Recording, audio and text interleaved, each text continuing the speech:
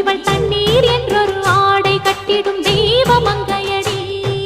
தையம் தீயம் தக்கு தீயம் தக்கு தையம் தீயம் தக்கு தீயம் தக்கு தையம் தீயம் தக்கு தீயம் தக்கு தையம் தீயம் தக்கு